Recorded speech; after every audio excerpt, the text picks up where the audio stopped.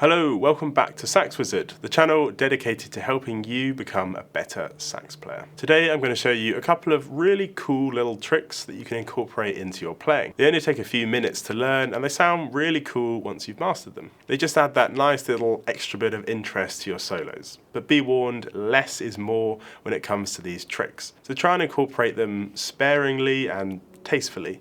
Try not to use them in every single lick that you play. Okay, so the first trick or sound effect sounds like this.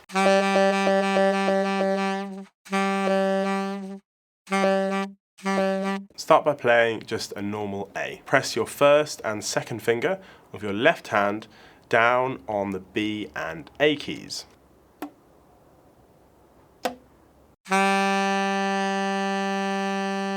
Next, we're going to play a slightly flat sounding A. While still fingering A, press down the F, E and D keys with your right hand. So you're basically playing a D but without the G key pressed down. You can hear that you get a very flat sounding A, which sits somewhere between an A and an A flat.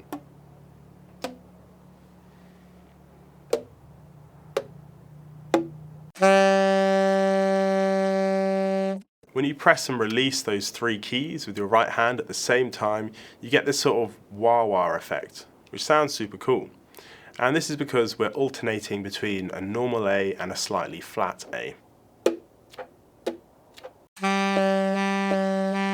When you're playing, you can just do it once, which is quite subtle, or you can do it multiple times quite quickly to get this sort of wah-wah effect. You can also do it to replicate or instead of tonguing quickly. It all depends on what sound you're trying to create. Just have a play around with it and you'll figure it out after a few minutes. Another thing to mention is that it will work in both the upper and lower octaves. It works regardless of whether you have the octave key pressed down or not.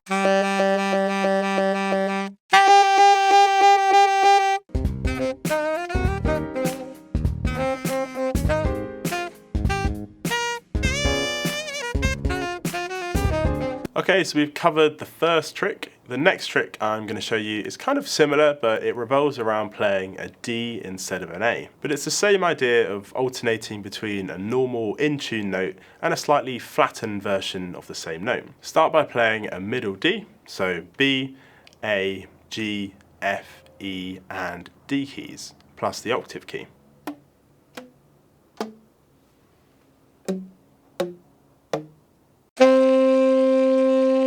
So now I want you to practice playing a slightly flat version of middle D, which sits somewhere between D and D flat. Start by fingering a high D, so use your left palm to press down the side D palm key. But I want you to not press down the octave key like you would when playing a normal high D. And this is really important, it won't work unless you don't press down the octave key. When you play that, you should get this slightly out of tune, flat sounding middle D, which also has a slightly different sound. It's a sort of thinner sound compared to the traditional middle D fingering. Next, we're going to alternate between the normal middle D and this unconventional, slightly flat palm key middle D. If you like, you can actually leave the D palm key pressed down the whole time. It's up to you. And again, you should get this cool wah-wah sound effect.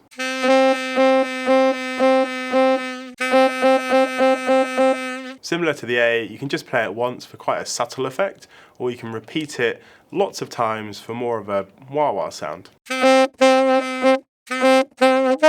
Once you've mastered these two tricks, have a play around with trying to incorporate them into your solos. Try not to play them too often. They might get a little bit gimmicky if you play them all the time, but if you use them sparingly, it will just add another dimension to your solos. If you did learn something new today, then drop me a like and think about subscribing to the channel so you don't miss any of my new videos. Thanks for listening. See you in the next one.